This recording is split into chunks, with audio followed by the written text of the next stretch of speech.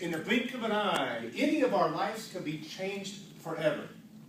Madam Contest Chair, discerning judges, honored guests, and my brothers and sisters in Toastmasters. On August 22nd, 2007, I received a fax that read like this. Dear investor, last Thursday we had a challenging day in the market and we lost 95% of your money. Sorry. I wish it were that simple, that only I had lost 95% of my money, but that was not the case. It was my family's money, my clients' money, and my money. $38 million. This was supposed to be a safe fund, one which protected our principal. This can't be true. I got on the phone with David Conde, my main contact at the hedge fund, and I said, what in the world is going on? And he replied, I don't know. I was on a houseboat trip for the last 10 days. I just got back. I'm trying to figure it out myself. That was a lie. The next day, I arrived at their offices unannounced in Salt Lake City.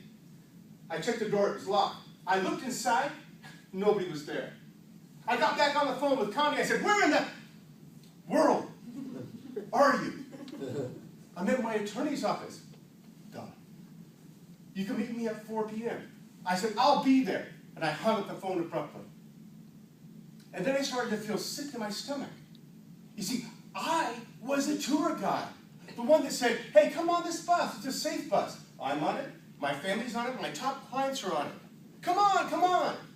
And because of me, all of us were on the bus when it crashed. It wasn't even 11 o'clock yet. So I had time to go downtown and find a hotel room. And as I walked in to my room on the 12th floor, my head was throbbing. I felt like I was suffocating, and perhaps I was going to have a heart attack. I raced to the window, I opened up the window, and I looked. And I realized that in 3 seconds, I could end all my pain. A voice in my head said, do it, do it, do it. I moved back from the window. And a thought came to me. This has to be the pain that Alan or Debbie felt right before he pulled the trigger or before she jumped off the bridge. Another voice came into my mind that said, suicide is a permanent solution to a temporary problem.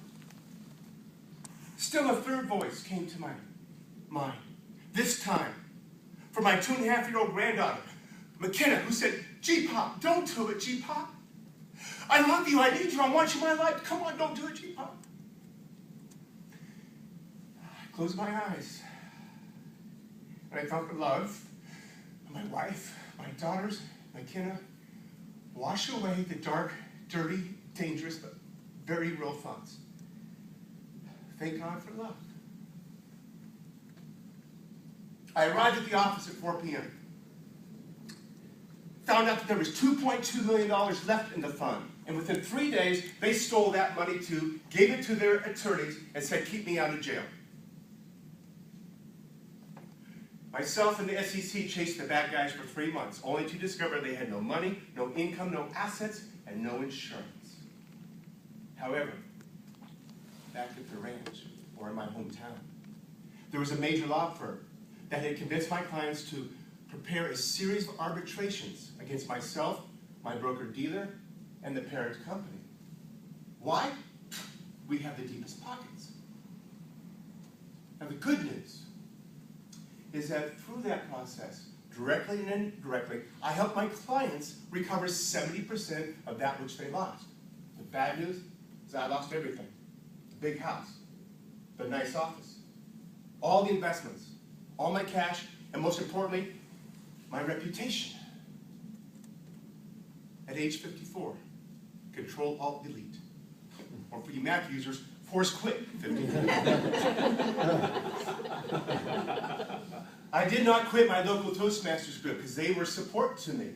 The day that my name was plastered on the front of the page in the newspaper, I received 2 nice warm hugs from Sister Sharon and Sister Kelly. made me feel so good. Not too long thereafter, I was working with Brother Gary Hickman and his wife, and he said to me, Jeff, I know you didn't crash the bus. I love you, man. I want to start a company with you.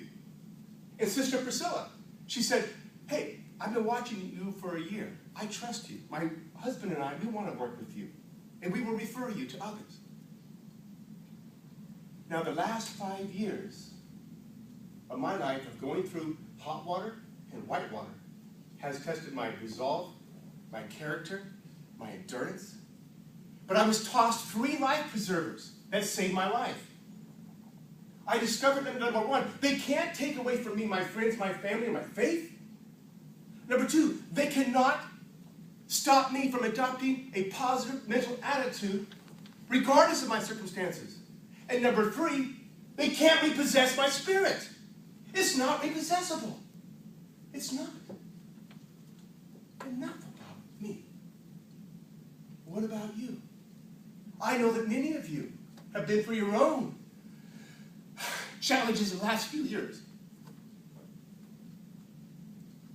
If not you, then a loved one. And right now, at this very moment, without hesitation, you need to know that number 1, they can't take away your friends, your family, your faith. They cannot take away your ability to choose whatever mindset that serves you best. And don't any of you ever, ever, ever let anyone steal your spirit.